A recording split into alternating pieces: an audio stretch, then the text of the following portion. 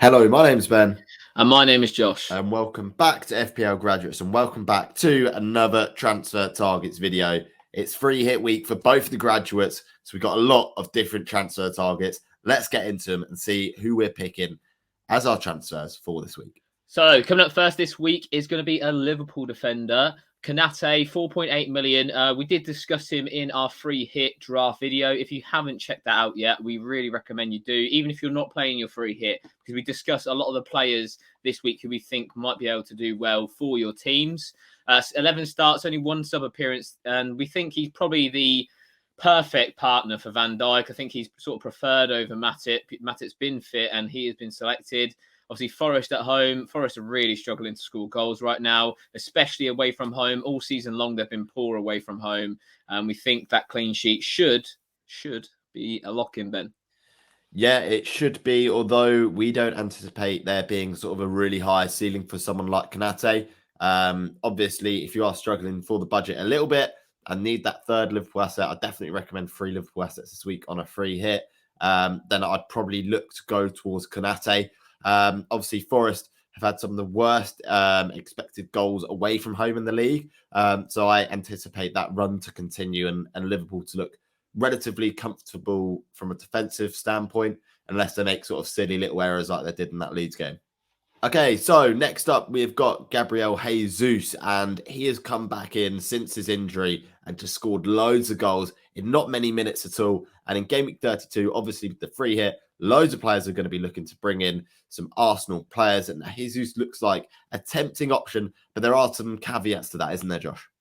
Yeah, there are indeed. But I do think initially, if you're looking at it on paper, he does make it into the top 3 Arsenal attacking assets. A lot of the play does go through him.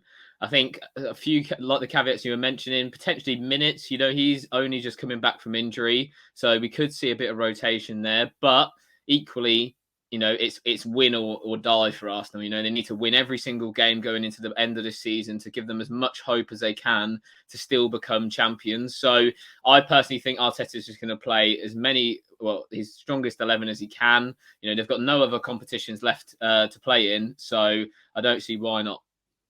Yeah, I mean, Arteta was hinting slightly at minutes being reduced for Jesus. So I do anticipate him getting 60-odd minutes, but against Southampton at home, who have conceded a lot of chances, their expected goals conceded, not great at all, sort of in the bottom 3 for all Premier League teams.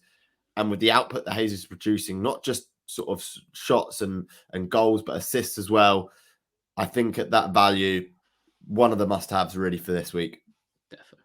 Okay, so coming up next is Michael Olise. He's appeared 2 weeks in a row onto the transfer targets. There's a bit of a debate in the free hit video whether to go with him, whether to go with Eze. I think that you need at least one. They're both really, really cheap options as well, which is really handy. Their fixture run long term is probably the best out of anyone in the league. Olise, probably more of an assister than a goal scorer for this Crystal Palace side, but he can get on the score sheet too. He's on some set pieces. He shares them with Eze. Really, really tidy option. Who is your preference, Ben, between him and Eze? I think I prefer sort of Michael Olise just for the consistency that he's providing right now, sort of over the last few game weeks. And yeah, I mean, there isn't really a wrong option to go with. There's even potential if you wanted to go with both. Obviously, those midfield spots are like gold dust, really. So you need to sort of think thoroughly about it. But it really could be sort of the flip of a coin as to which one of the two goes. I think sort of personally, we know Olise plays a little bit further up the pitch than Eze. So that is the only sort of thing I'd say Olise has over him. But yeah, we'll see. Olise and Eze, good options. I prefer Olise. Josh, do you prefer Eze? I do, mate. It's a 50-50 split over here. Okay, so next up, we've got Diogo JOTA from Liverpool. And wow, last game week, he produced a mega haul. And, off the back of some injuries this season, he's had a bit of a frustrating season. To start and score and assist the way he did, he looks quite fantastic. And for one of those striker swaps on the free hit especially, he could come good this week. Yeah, he's a great alternative if you're trying not to go with Harry Kane. I think try and save some money and put it elsewhere. He started Liverpool's last 4 games, not played 90 minutes in all of them. Don't get me wrong, but he's played at least 60 in all of them, which I think is a really, really big plus. Especially the likes of Diaz, Nunez, they can play in his position. So just something to be wary of because he is a lot of money, and you don't want him necessarily blanking. Obviously, that is Jota's first goal against Leeds for a year. So, we're not talking about a man who's been consistent really this season. But like you said, he has been injured a lot of this season as well. And we know that when Jota is in form, he can be a really good FPL asset. For me, I think out of the attack, I'd sort of lean towards Gakpo, I think, ahead of him. Just because he's the midfielder, he gets those +1 for the goal, +1 for the clean sheet. I think that sort of edges it a little bit. For me, what's your thoughts, Ben? Yeah, I mean, for me, I agree to an extent with the rotation point, but for one game week punt, I do think Klopp is going to keep that same lineup that played in that Leeds game.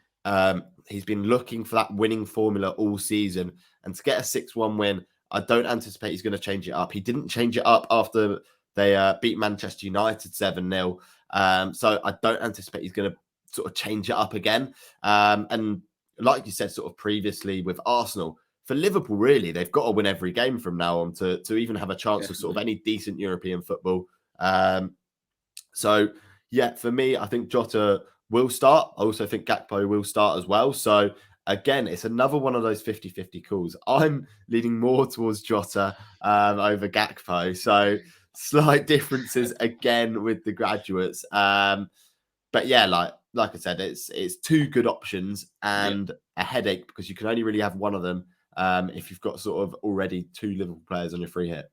Yeah, one more bonus that I'd say for Jota is that he's a forward and not a midfielder. You can look at that half and half, really, because obviously Gakpo's getting a few more points, but Jota's also not taking up one of those midfield spots, like we mentioned earlier, that are really, really priceless at the moment. You're going to have the likes of Salah, probably Saka, Martinelli, a Crystal Palace midfielder. There's a lot of options in that midfield. I think there's more options in the midfield than there is up top.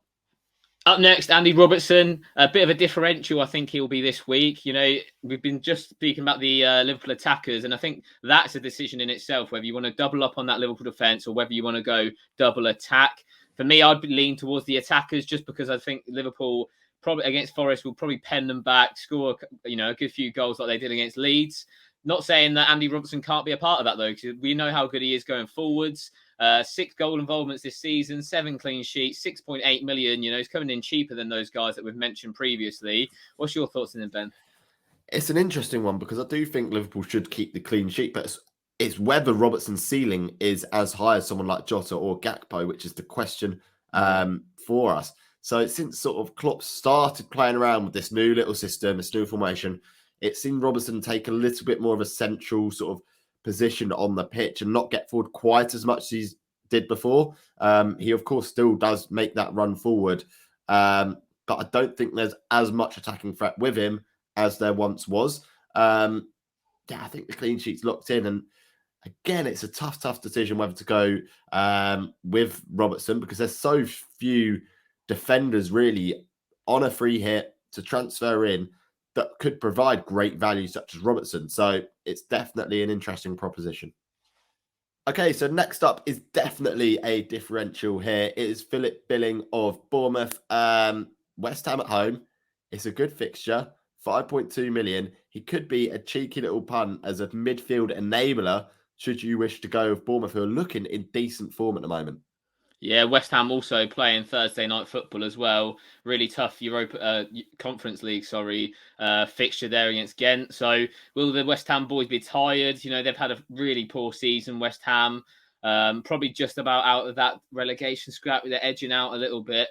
But it's going to be a massive game for both teams. You like to think if one of these teams win, they're probably going to, get a few more points and become a little bit more safer in that relegation battle. It's sort of just about breaking apart from the likes of Everton, etc. Goal threat wise is the main reason you get him. He's scored against some big teams this season like Arsenal. Him or Solanke, I think could be good options. For me, I personally will stay clear though, just because it is that little bit of, the unknown really. We don't know whether Bournemouth will turn up. They are a bit of a hot and cold team. They could get smashed. They could play well.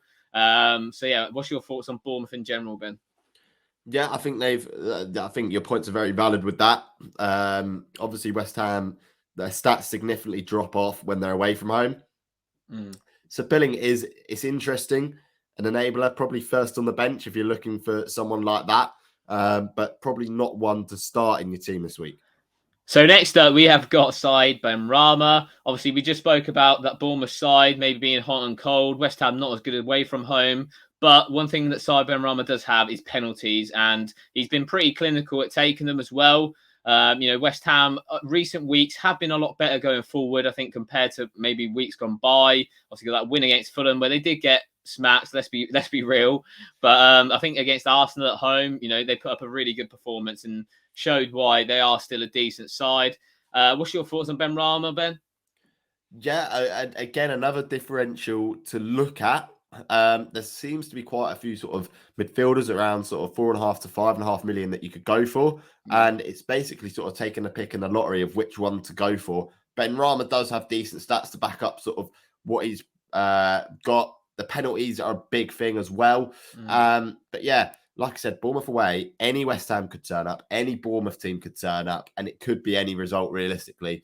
So for me, I'd probably look a little bit elsewhere for someone in the midfield rather than someone like side Benrahma. But you know what?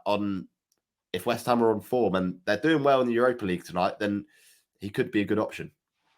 Okay, so we couldn't go a transfer target video without mentioning Mohammed Salah of Liverpool. No matter what, this guy ticks over with the FPL points, and Forest at home is a prime fixture, prime captaincy material as well. I anticipate him to do very well this game week. Yeah, 100%. He's definitely going to be, I think, a lot of people's captains this week. He's just a lock-in, really, in regards to that. Maybe not had the best season compared to, previous ones, but it's definitely not a bad one with those 15 goals and 8 assists. I think, yeah, if you're looking for a Liverpool player up top, he's the man. He's going to be my captain this week. Is he going to be yours, Ben? Yeah, I think he might have to be. Stats back it up. Forest don't look good. Liverpool do look good. So seems to be one of them no-brainer ones this week. Definitely. Okay, so that wraps up our transfer targets video. Let us know who you'll be bringing in the comments down below. The deadline is Friday night at 6 o'clock. So make sure you get your teams locked in and don't forget the deadline, boys. Yeah, and as always, please remember to like, comment, and subscribe. So let us know who your transfer targets are going to be this week. And as usual, I've been Ben. I've been Josh. And we'll see you guys later. Have a good game week, everyone.